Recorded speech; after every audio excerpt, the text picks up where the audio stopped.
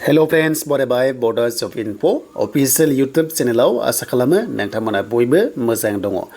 दा गोबां कमेन्ट्स खालामगासिनो युथ्सफोरा जे BTC TET नि गोदान साख्रि एबा फाइनाल मेरिट लिस्ट।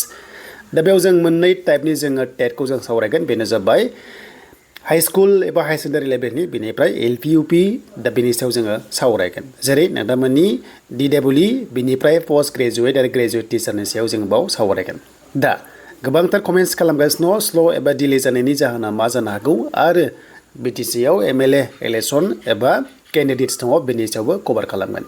जाय नोंथांमोना Bodo Job Info YouTube चेनेलाव गोदान साबस्क्राइब खालामना ला जाहाथे लेटेस्ट साख्रिनि आपडेट फैयोबा नोंथांमोना बर' रावजोंनो A to Z आपडेटखौ मोननो हागोन। दा गोबाव खालामा जों थांनो अफिसियेल पर्टेलाव। दायो जों फैबाय BTC नि पर्टेलाव इडुकेसन डिपार्टमेन्टनि बाव फैनाय लोगो लोगो फाइनाल मेरिट लिस्टआ बेयावनो नोंथांमोना आपल'डखौ मोनथारसिगोन। दा आपल'ड मोनथारसिगोन दा बिनि सिगां माब्ला मोनगोन बेखौ जों गोबांथार कमेन्ट्स खालामनायखौ नुगासिनो दङ। दा BTC आव जेनोखि हमना ला जोंहा 15टा समिति दङ MLA सिदा दा बिनि गेजेराव दाख्लि MLA इलेक्सननि सिगां होथारसिगौमोन नाथाय MCC नांना होबाय बे समाव होनो हायासै। गासैबो रेडि जाबाय होनना खोनादोंमोन। दा बेखौ नायोब्ला MCCआ जेब्लासिम जोबा अब्लासिम रिजाल्टखौ होनो हाया।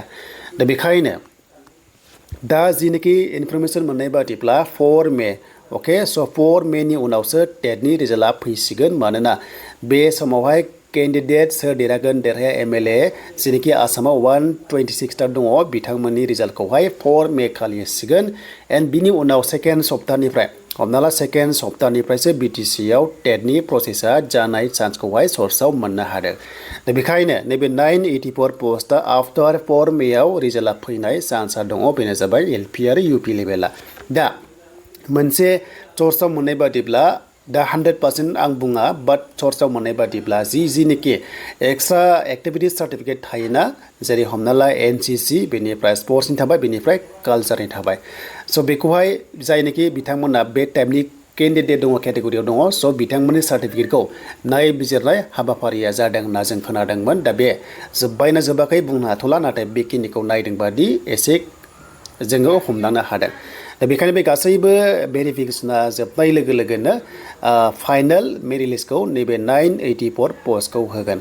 नाथाय बिनि 984 पस्टनि रिजाल्टआ LP आरो UPआ थाबैनो मे दानावनो मोननाय चान्सआ 100% दङ।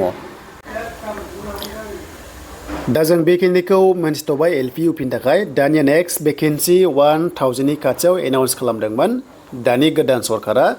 दा बेखौ नायब्ला बे पस्टआ जाबाय GT आरो लोगोसे PGT थ' बे जाहैबाय ग्रेजुवेट टिचार आरो लोगोसे पोस्ट ग्रेजुवेट टिचारनि भेकेन्सिया 1000नि खाथियाव दङ। बेनि अफिसियेल एडभार्टाइजमेन्टआ फैथारसिगोन बारा गोबाव गैया जानो हागौ 15 आगस्तनि सिगां फैनाय बेयो चान्सआ दङ। दा बावहाय ओरैबादि बे जाबाय बावहाय खुनु टेट सिस्टेमनि बाव गैला। दा सिस्टेमा ओरैबादि आपग्रेड जागासिनो दङ।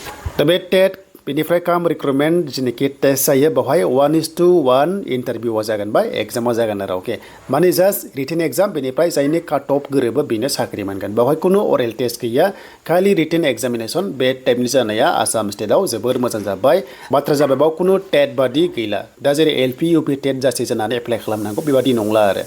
दा बे सिस्टेमा मोजां बेखायनो LP आरो UP आवबो बेबादि टेट काम रिक्रुटमेन्ट टेस्टखौ खालामनांगौ होमबानो टेटनि सायाव लेथा गैला आरो।